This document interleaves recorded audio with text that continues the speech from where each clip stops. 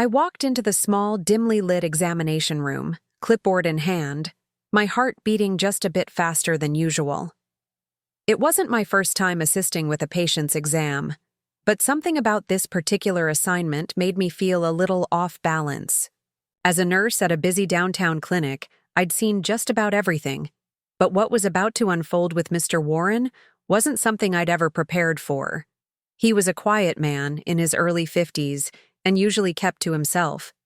He came in for routine, blood pressure and cardiac checks, nothing unusual.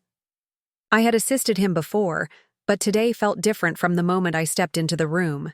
He was already on the bed, sitting up, his posture stiff and uncertain. His eyes darted around the room, and he shifted uncomfortably under the paper-thin hospital gown. "Good afternoon, Mr. Warren," I said gently, offering a soft smile as I walked in. "You doing all right today?" He nodded quickly, but I could see the unease behind his eyes. Something wasn't right. "I'll just help you get settled for the exam," I said, stepping closer to adjust the monitoring equipment and straighten his gown. But as I moved, I noticed something unexpected through the thin fabric.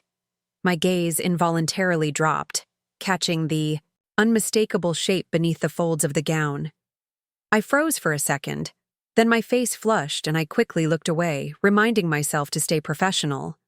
I was a nurse. I'd been trained for awkward situations. Things like this happen sometimes. It was just anatomy.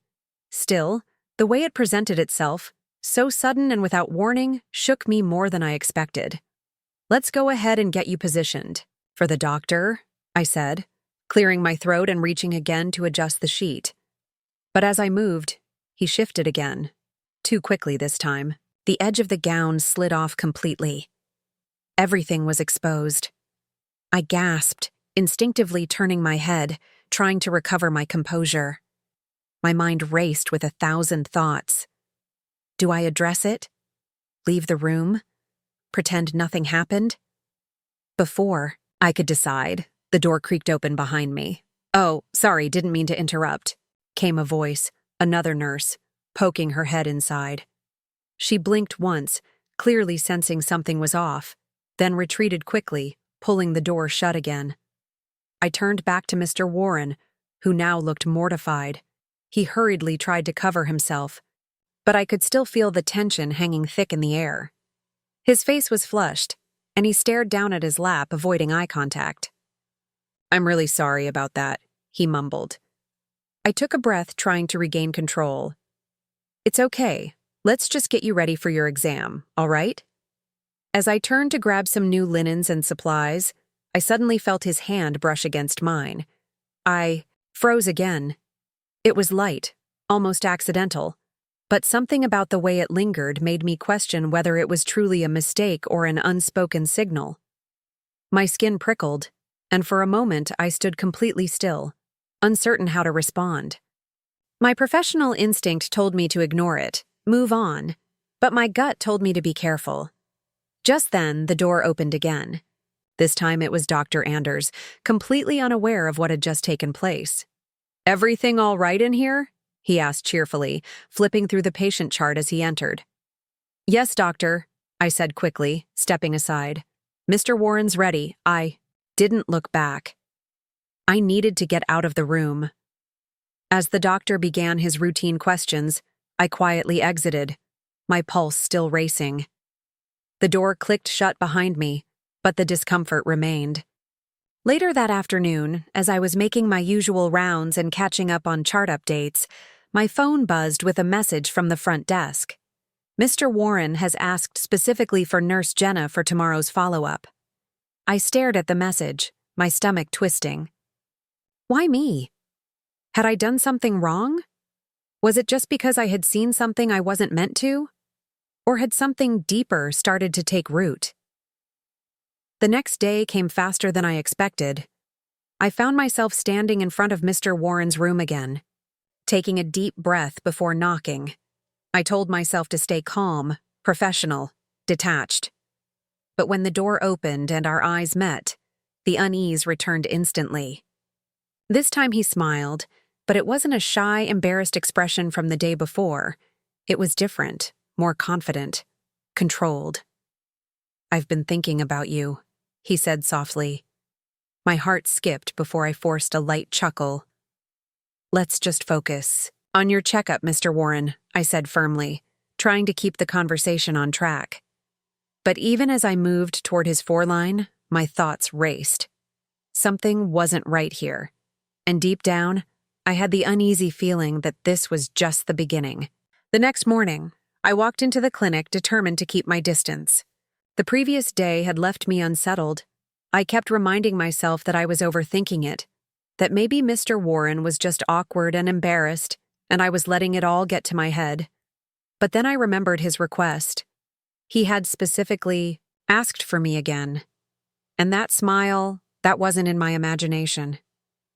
I kept busy with other patients, handling morning vitals and paperwork. But around 10 a.m., the front desk buzzed me again. "Mr. Warren is ready in exam room 3. He's asked for you specifically." My stomach flipped. I grabbed my chart and squared my shoulders. This time, I wouldn't let anything feel unclear. I'd be direct, distant if necessary. Just get through it.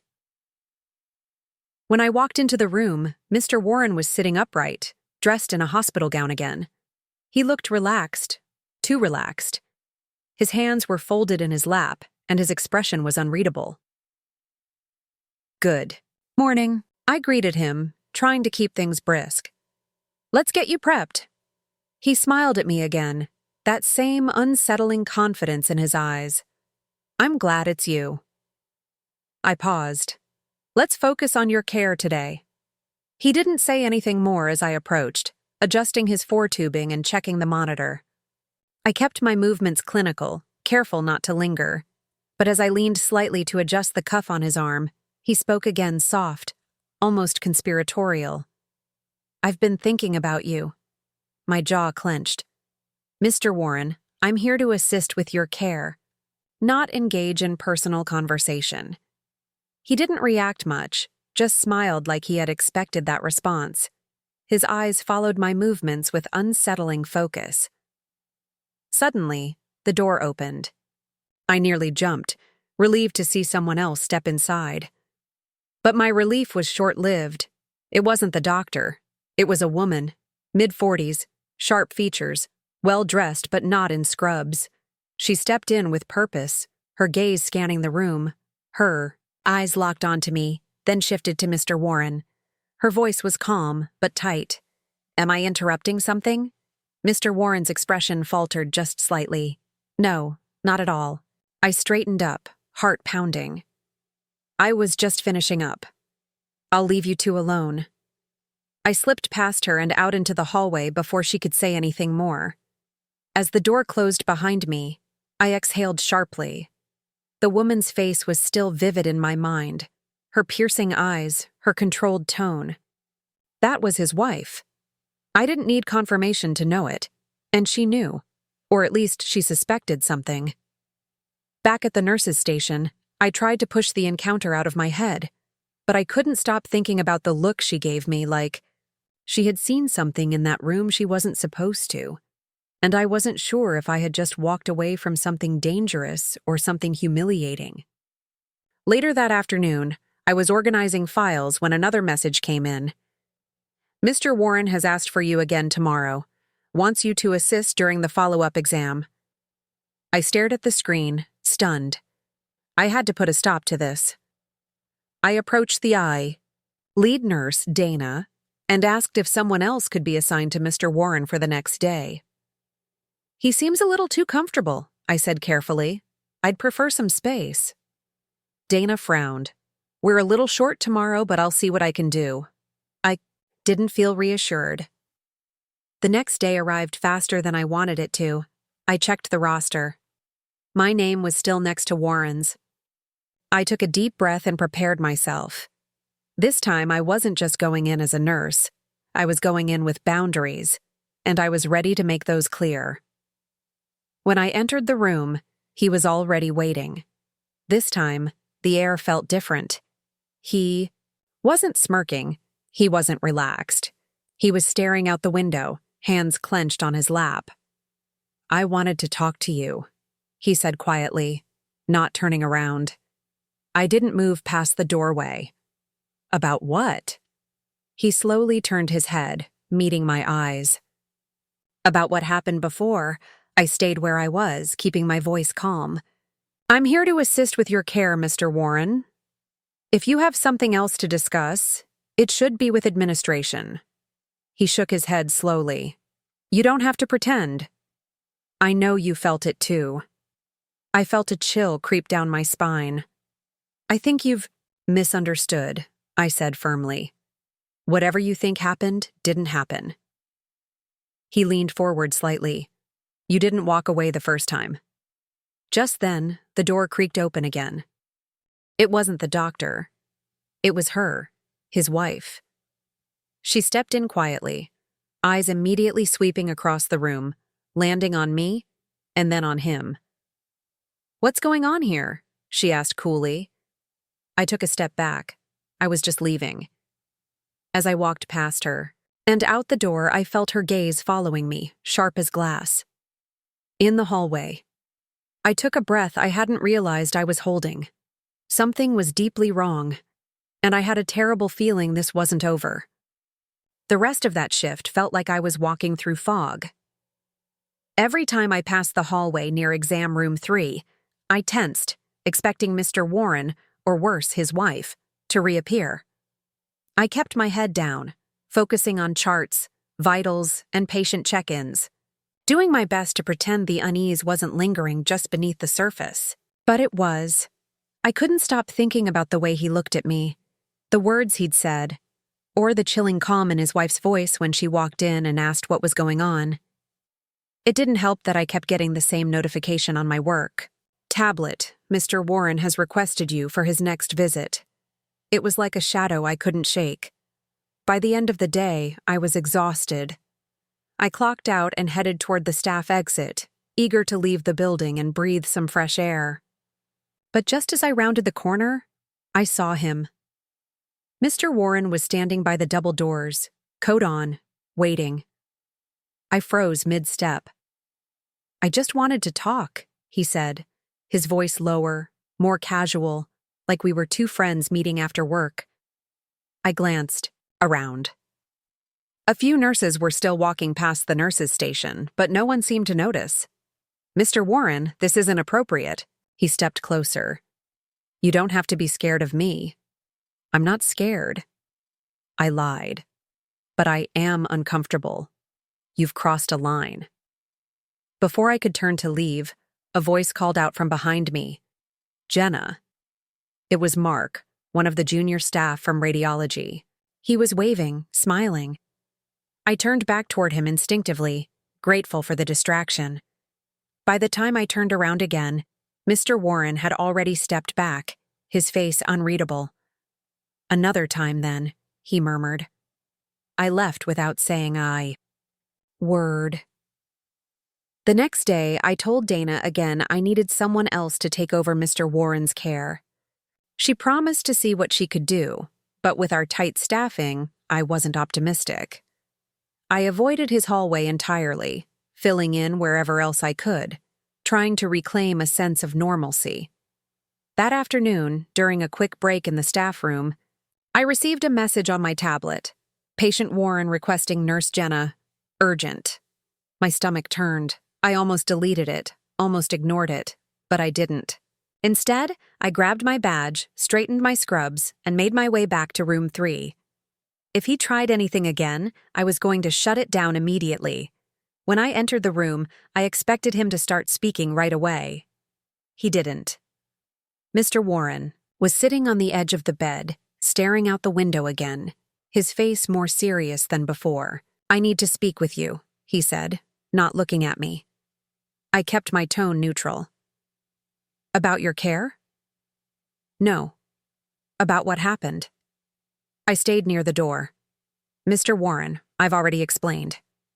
He turned, cutting me off. You think you're the only one confused? I blinked, caught off guard. I don't want to play games, he said, rising slowly to his feet. But you can't deny there's something here. You haven't told anyone. That means something. That means I'm trying to keep things professional, I snapped. He stepped closer, but I held my ground. Then, in a flash, he reached out and grabbed my wrist. Don't, I said, pulling my arm away immediately. He gave a faint smile. You're not going to tell anyone, are you? Because you know how this will look. That's when the door creaked again. And, standing just outside, partially in shadow, was his wife. She had been there long enough to hear something. Her expression was cold, impossibly unreadable. She didn't say a word, just stared. I backed away quickly, slipping out of the room without another glance at either of them. My heart was pounding so hard it hurt. I didn't know what Mrs. Warren had heard. I didn't know what she believed. But I knew something had changed. Later, that evening, just as I was about to leave the clinic for good that night, I spotted her again, Mrs. Warren, waiting at the front desk. I need a word, she said curtly, her voice low but direct. I hesitated, but nodded. She led me into a small and used office down the hall. The moment the door closed, she turned to face me, arms crossed.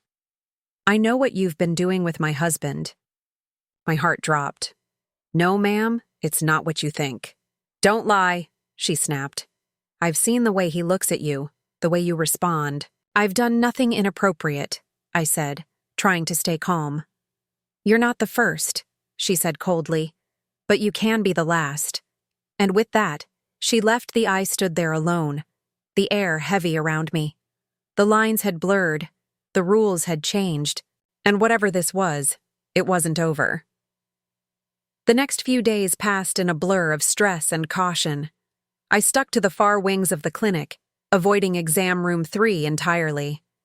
I even changed my break schedule just to keep my distance from both Mr. Warren and his wife. But the weight of what had happened never left me. Her warning echoed in my mind like a ticking clock. Still, nothing prepared me for what came next. It was late in the evening, and most of the staff had already left. I was finishing up paperwork by the nurses' station when I noticed Mr. Warren, standing near the end of the hall, alone, waiting. My breath caught. He wasn't supposed to be there anymore. His checkups were over, so why was he lingering? I stood up, ready to leave through the back exit, but as I turned the corner, he stepped. Forward, Jenna, he said, his voice low, almost tired. I need to talk. I think we've said enough. I replied quickly, trying to move past him. But he blocked my path gently, not aggressively, just enough to force me to listen. She talked to you, didn't she? He asked. I nodded, keeping my posture straight. Yes, she did. And I think it's best that we stop whatever this is before it becomes something worse. But instead of stepping back, he smiled, slow, unsettling. She doesn't know the half of it. That's when I felt it again, that tension, that danger. Before I could react, he reached out and grabbed my wrist. Let go of me, I snapped, yanking myself free. This is harassment. You're not going to report me, he said calmly, because you know how this will play out. Your word against mine. My mouth opened to respond, but I stopped because standing behind him, just outside the hallway shadows, was his wife. She had heard everything. The hallway was suddenly cold, silent. Mr. Warren froze, realizing what I was seeing over his shoulder. He turned slowly. Mrs. Warren stood with her arms folded, her face blank. But her eyes, they were sharp, calculating. Is everything okay here? She asked, her voice far too calm. I stepped back instinctively. I was just leaving. I made it past both of them without another word, and rushed toward the exit. But my heart wouldn't stop pounding. Had she heard enough to confront him? Would she confront me again? I didn't want to find out. I thought that would be the end of it. But as I reached for the door to leave the clinic, I felt a hand on my shoulder. I turned, ready to react. It was her. Mrs. Warren. Wait, she said softly. I stared at her, unsure whether to run or listen, but something about her tone made me freeze. "We need to talk," she added, gesturing toward an empty consultation room nearby. I followed her reluctantly. Once inside, she closed the door and turned to face me, her expression unreadable. "I've seen how he looks at you," she said. "I know what he's capable of." My mouth went dry. "Then why?" "I'm not here to threaten you," she said firmly. "I'm here to help." "You?" "What?" "I'm not the woman you think I am," she continued. "Tom, my husband, has a dark side. He manipulates people, especially women. I've seen him do it before. I've let it slide until now." I stayed silent. She pulled out a folder from her handbag and handed it to me. Inside were photos, documents, messages, things that painted a picture of someone I never expected. "He's been doing this for years," she said. "Not just nurses, colleagues, neighbors, even a family friend." My hands trembled as I flipped through the contents. "You see," she said, her voice suddenly calm again, "this isn't just about you or me. It's about power. And he's not going to stop unless someone forces him to." I looked up. "Why tell me all this?" She reached back into her bag and pulled out a small, silver key. "Because I want you to help me expose him." "What?" "You already have one foot in the fire," she said, "so why not burn it down?" I felt dizzy, the room spinning slightly. Was she serious? Was this a trap? Or was she truly done playing the role of the perfect wife? Before I could answer, she opened the door. "Think about it," she said as she walked out. "But don't take too long. He's already planning his next move." I was left standing there, folder in hand, key in the other, trapped in something deeper and darker than I'd ever imagined. And now I had to decide, walk away and pretend none of this ever happened, or stay and become part of whatever came next. Thank you for listening to this episode's story. Don't forget to subscribe and check out more content to discover the many fascinating shades of life. Transcribed by https://otter.ai